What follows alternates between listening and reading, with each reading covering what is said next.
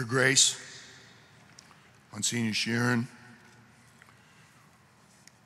members of the Board of Regents and Trustees, distinguished faculty, excuse me,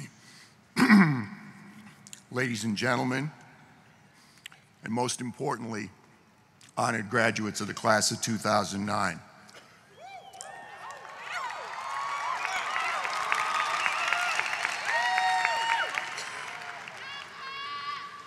I memorized that. I'm going to read the rest of my remarks. I'm sorry, I lost my place.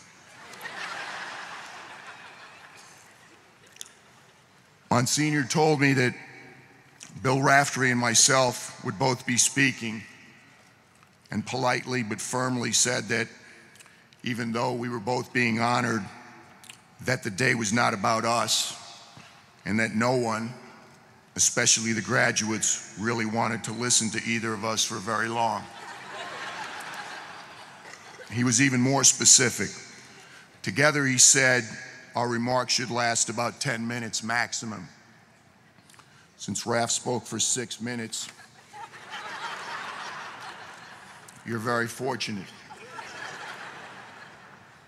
Some of you probably wondered if this day would ever happen. Maybe it took a little longer than 4 years. Don't feel badly. I started at Seton Hall in May of 1982. It's taken me 27 years to receive a Seton Hall degree.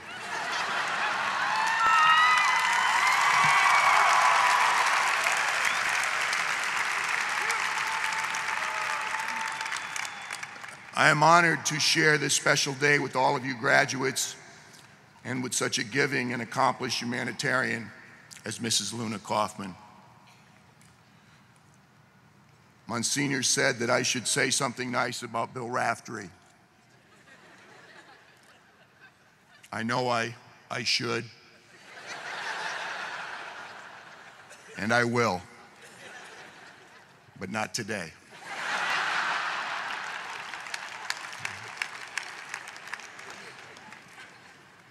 Billy coached at the Hall during a time when the resources were nowhere near the equal of the schools we competed against, and yet he succeeded without complaint.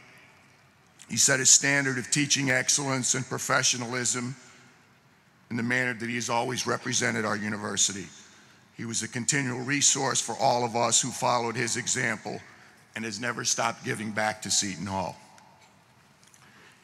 In one sense, today is the end of your time at Seton Hall University, but it is the beginning of your life outside the academic community.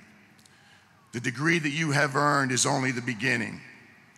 All any academic institution can do is help you to prepare for whatever challenges await you by teaching you to search for knowledge, to respect what history can teach us, to think, to challenge popular opinion, to be secure in setting out on your own.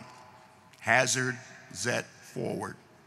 At whatever risk, yet go forward. Seton Hall, like any institution, is not the buildings or the grounds that comprise the campus. It is the people that you have come in contact with. The faculty, first and foremost, your classmates, the staff and administration. I hope that you have been as fortunate during your time at the Hall as I was. Richie Regan, our longtime coach and athletic director, brought me to South Orange in 1982. And over the next 12 years, countless other individuals taught me why Richie believed that Seton Hall was such a special place. For those 12 years, I was privileged to work with so many talented students, a caring and committed faculty, and a demanding yet supportive administration. Robin Cunningham, who served as our academic advisor, graduated from Seton Hall and still works in freshman studies. Her commitment to the academic and personal welfare of our students defines what this university stands for. Jerry Walker, one of our finest basketball players ever, has accomplished much more with his Seton Hall education, working for those less advantaged in his hometown, Jersey City. Hopefully the experiences that you have enjoyed at Seton Hall, the friendships which you have made, the lessons that you have learned, not solely in classrooms or in Walsh Library, but in the dormitories, in the cafeteria, on athletic fields, maybe even in a bar or two. Together, these experiences have helped you to acquire the confidence and the character to go along with that knowledge. With this knowledge comes an obligation. It is a twofold obligation. The daily responsibility we have to our families and to our jobs. My family is here with me today, as they have been so many times in this arena. I know that many of your parents and relatives and friends are here to celebrate with you this afternoon. We should take an additional moment to reflect on the years of love and sacrifice and the enormous debt of gratitude we have to them for helping making today possible.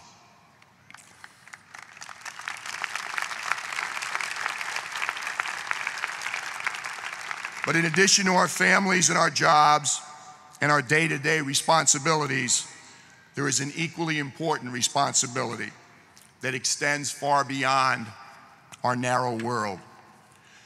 Your generation is confronted with numerous challenges: nations at war, ice caps melting, rampant recession, an energy crisis, homelessness, hunger throughout the world.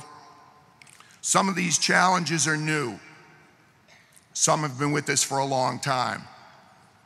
President Kennedy started the Peace Corps in 1961.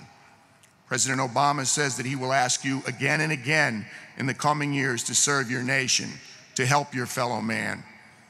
Everyone need not join the Peace Corps, and I know a few of our graduates already have done that for next year, or become a community organizer, or take a week off to go down south to help rebuild New Orleans. Maybe get involved in strengthening our educational system. Teach. Volunteer as a teacher's aide. Support your school board. Demand more of your politicians. Contribute money. Work for improvements. Help to educate my generation, your parents and grandparents. Be a part of the Green Revolution. Volunteer at your local soup kitchen. Work for the St. Vincent de Paul Society, the Jesuit volunteers. You are our hope. Class of 2009, help us to believe again in our country and in each other. I congratulate all of you on what you have already achieved. I truly hope that Seton Hall has been as generous to you as it has been to me. I challenge you to take advantage of all that you have learned and to use your talents as Mrs. Kaufman has, as Robin Cunningham has, as Jerry Walker has, not only for yourself, but to help others. Thank you and good luck.